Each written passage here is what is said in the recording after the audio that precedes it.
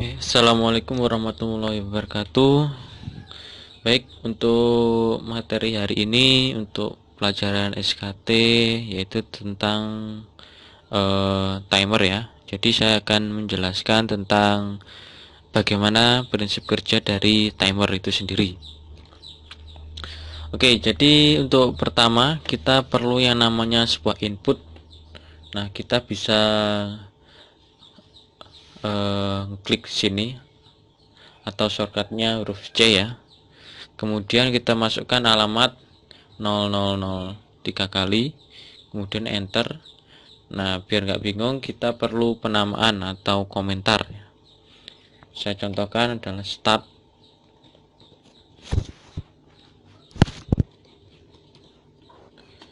Kemudian untuk instruksi bisa kalian juga di sini juga ada, atau untuk shortcutnya huruf I.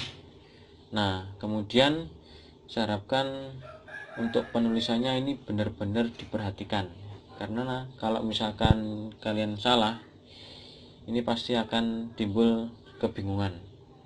Nah, jadi ketik aja tim untuk timer, kemudian nomornya berapa, 000, kemudian untuk berapa detiknya, semisal jangan lupa kasihkan pagar 50 milisecond, kemudian klik OK. Kemudian untuk komentarnya ini saya kasih T0.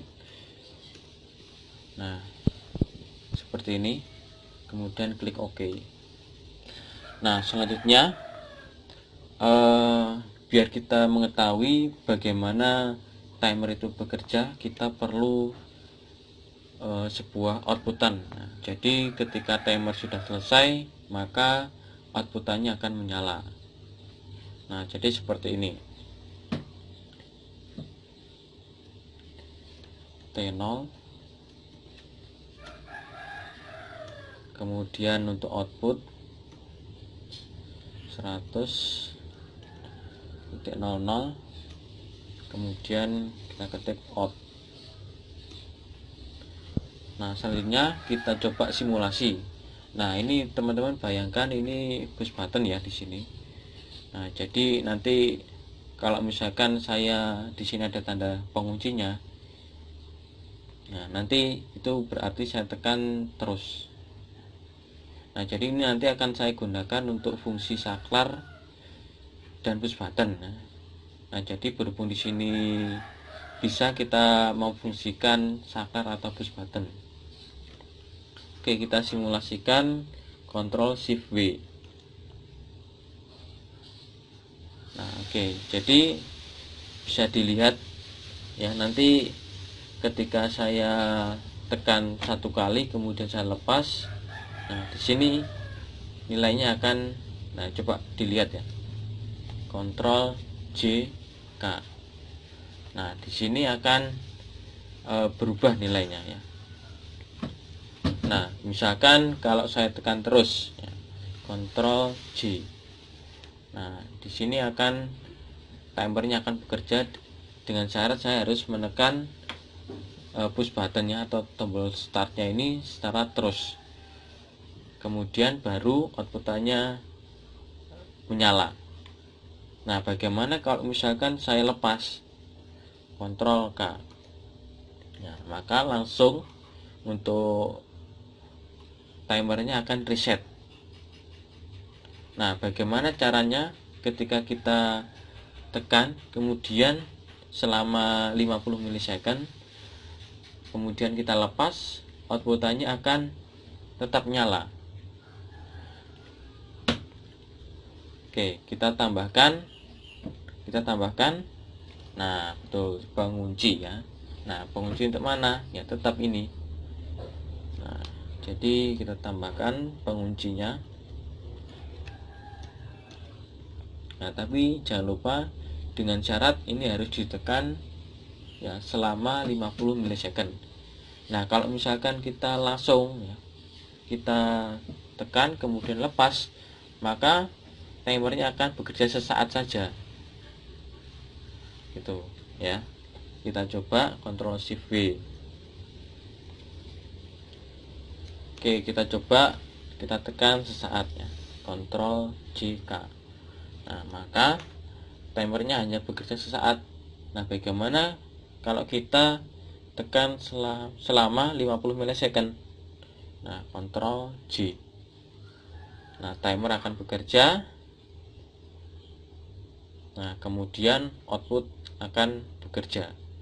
Nah, kemudian ketika kita lepas Ctrl K, maka output akan menyala. Nah, itu prinsip dasar dari timer.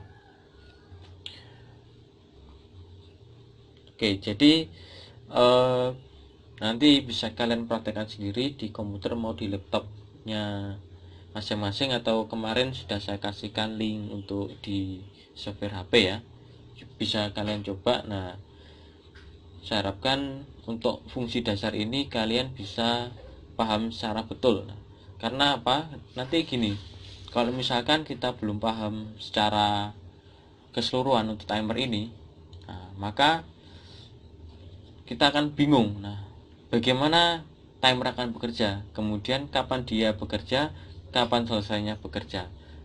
Nah, kemudian nanti ini kita lanjutkan. Nah, di sini kan bagaimana cara risetnya juga ya. Nah, jadi ketika di sini sudah mencapai 50 milisecond, nah dia akan mati sendiri. Nah, itu nanti ya, kita pahami dulu dasar-dasar dari prinsip kerja dari timer. Bagaimana dia bekerja, kapan dia harus timernya bekerja ya. Jadi ini. Nah, jadi untuk penulisannya, untuk instruksi timer, tim spasi nomornya 000. Nah, nanti kalau misalkan ada beberapa timer, nah tim spasi 001, tim spasi 002, dan seterusnya.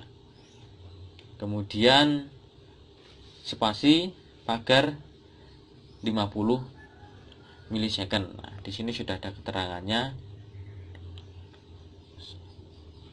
Oke, jadi untuk hari ini saya kira sudah cukup. Kita lanjut minggu depan, kita bahas tentang bagaimana nanti ketika timernya ini sudah selesai. Nah, misalkan gini, di start timer akan berjalan atau bekerja, kemudian outputnya akan aktif. Nah, setelah aktif beberapa detik dia akan mati sendiri. Nah, ibarat kita membuat pada lampu traffic light itu. Nah, jadi ketika dia misalkan merah menyala, kemudian setelah beberapa detik dia langsung ke kuning, kemudian ke hijau, dan seterusnya. Seperti itu. Baik, saya kira cukup sekian. Silakan untuk tugasnya saya tulis nanti di komentar ya, di WhatsApp, di grup ya. Oke, untuk hari ini saya kira sudah cukup. Oke, saya akhiri. Wassalamualaikum warahmatullahi wabarakatuh. Tetap di rumah, tetap asah kemampuan untuk belajar PLC ini, karena untuk masa depan kalian sendiri ya. Jadi nanti siapa tahu kalian menjadi programmer handal. Oke, saya akhiri ya.